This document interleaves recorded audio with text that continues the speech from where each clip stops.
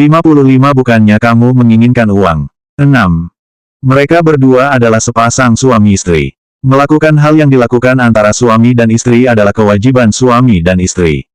Namun, Gu Qingqing takut bahwa Leng Xicheng tidak akan puas dengan apapun yang ia lakukan. Sementara itu, Leng Xicheng telah merasa kehilangan muka. Gu Qingqing harus membayar 100 kali lipat kembali kepada Leng Xicheng. Aku salah. Jangan di sini, kata Gu Qingqing lirih. Gu Qingqing benar-benar takut. Mereka sedang berada di luar. Meski pintu mobil telah ditutup, dan bahkan tidak orang di sekitar, tetap saja mereka masih di luar. Gu Qingqing juga tidak pernah membayangkan dirinya akan sendirian bersama Leng Xicheng di sini dengan penampilan yang seperti ini di dalam mobil. Gu Qingqing hanya memiliki sedikit harga diri yang tersisa dan itu semua telah dihancurkan oleh Leng Xicheng sampai tidak ada lagi yang tersisa sama sekali. Kamu salah. Kamu tahu apa salahmu? Tanya Leng Xicheng. Jemari panjangnya perlahan bergerak ke bawah dan ujung-ujung jarinya yang dingin berputar-putar di dada Gu Qingqing. Aku seharusnya tidak meminjam uang. Aku seharusnya tidak pergi Star. Aku juga seharusnya tidak salah dikenali. Tolong, jangan. Tubuh Gu Qingqing bersandar sedikit ke belakang karena ia tidak ingin dekat-dekat dengan Leng Xicheng. Ia kemudian melihat sekeliling. Ia takut ada satu atau dua orang yang lewat di saat seperti ini dan melihat pemandangan mereka yang terlihat seperti sedang bermain-main di dalam mobil seperti ini. Leng Xicheng segera memegang tangan Gu Qingqing, seolah menegaskan perkataannya. Ku beritahu kamu, aku sangat marah malam ini karena kamu adalah istri sahku. Istriku pergi ke tempat seperti Star, lalu orang lain salah mengira kamu sebagai seorang wanita sewaan dan mau menghabiskan 10.000 RMB untuk membelimu untuk semalam. Wajahku mau diletakkan di mana? Hah, kamu masih ingin meminjam uang pada temanmu dan hanya sebesar 10.000 RMB. Aku salah. Aku benar-benar salah. Aku mohon padamu, kembalilah. Jangan di sini, kata Gu Qingqing. Gu Qingqing melihat sekeliling dengan panik. Kaca jendela mobil Leng Xicheng terbuat dari kaca jendela khusus sehingga orang yang di dalam bisa melihat keluar dengan sangat jelas, tapi orang dari luar tidak bisa melihat apapun yang ada di dalam. Namun, tetap saja mereka berdua berada dalam mobil yang masih terparkir di luar.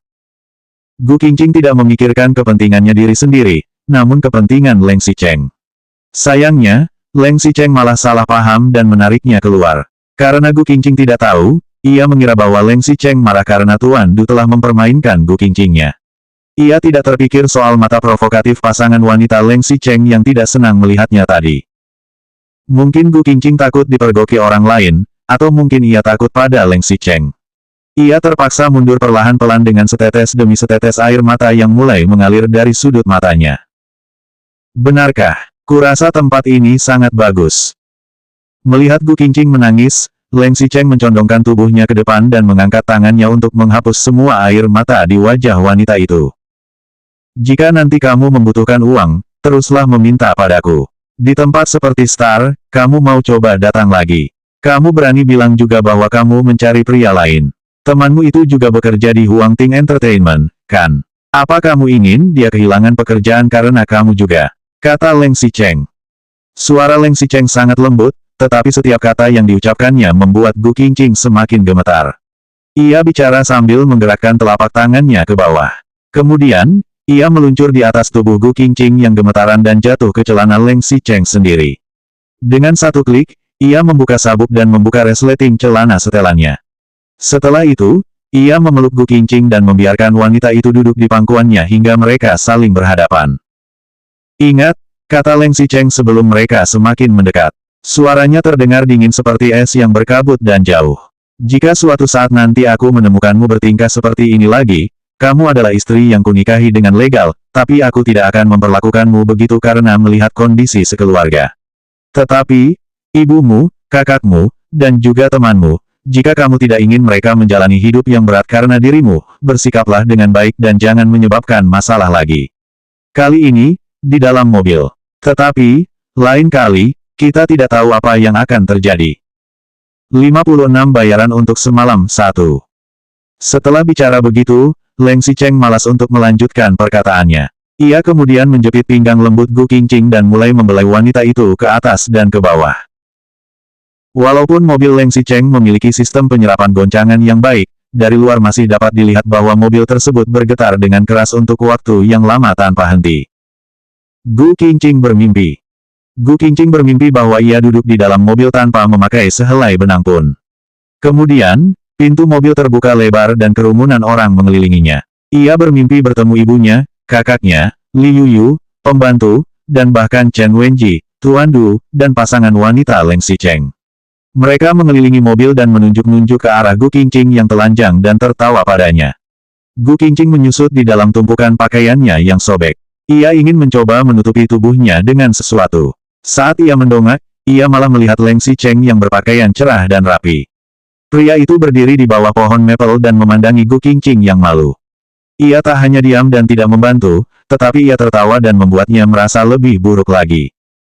Dalam mimpi itu, Gu Qingqing merasa sangat panik dan ketakutan. Ada sedikit rasa malu yang mengelilingi Gu Qingqing. Tidak ada orang yang membantu dan memahaminya. Semua melihatnya seakan ia sebuah lelucon. Pencetusnya adalah Leng Xicheng.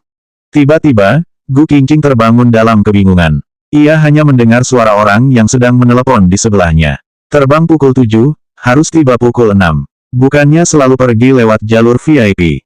Tidak bisakah lebih lambat? Mengerti. Pergilah dulu ke apartemen Qingcheng untuk mengambil KTP dan pasporku. Aku pasti akan tiba pukul 6. Gu Qingqing mendengar suara Leng Xicheng. Ia setengah terbangun dan mendengar bahwa Leng Xicheng sepertinya akan pergi ke luar negeri dan segera bersiap-siap untuk berangkat. Saat Leng Xicheng hendak menutup telepon, terdengar suara sekretaris Cheng yang menambahkan, "Tuan Leng, bagaimana dengan masalah Nona Chen? Dia terus memanggil telepon Anda." Terdengar hening selama beberapa detik. Gu Qingqing segera menutup mata dan berpura-pura tidur. Namun, ia merasa Leng Xicheng mengarahkan matanya yang dingin ke wajahnya dan memandangnya selama beberapa detik. Kemudian, terdengar suara samar Leng Xicheng. "Biarkan dia pergi syuting iklan ini dulu. Jangan membuat masalah apapun." "Baik, saya mengerti." Sekretaris Cheng mengangguk, lalu bertanya, "Bagaimana dengan Tuan Du? Dia sekarang masih di rumah sakit dan katanya dia ingin membahas sesuatu." Leng Xicheng hanya mengendus. "Biarkan pengacaraku menanganinya. Hentikan semua kerja sama dengannya. Kemudian, hentikan semua berita ini. Aku tidak ingin melihat berita tentang Gu Qingqing dan Star di koran hari ini." Setelah Leng Xicheng menutup telepon, hanya terdengar keheningan dari samping Gu Qingqing. Selain suara napas Leng Xicheng yang dalam, ia tidak bisa mendengar apapun. Selang beberapa saat, Gu Qingqing merasa bahwa orang yang duduk di sebelahnya tiba-tiba bangkit hingga membuat tempat tidur sedikit bergoyang dan diikuti oleh suara pakaian. Cahaya tiba-tiba tampak redup dan sesosok bayangan tinggi tiba-tiba mendekat. Meskipun Gu Qingqing telah menutup matanya, ia masih bisa merasakan hembusan napas dingin yang perlahan-lahan berhembus di wajahnya. Hembusan napas itu bergerak ke lehernya dan mendekat ke arahnya, meniup lehernya sampai ia merasa lemas dan bulu romanya berdiri.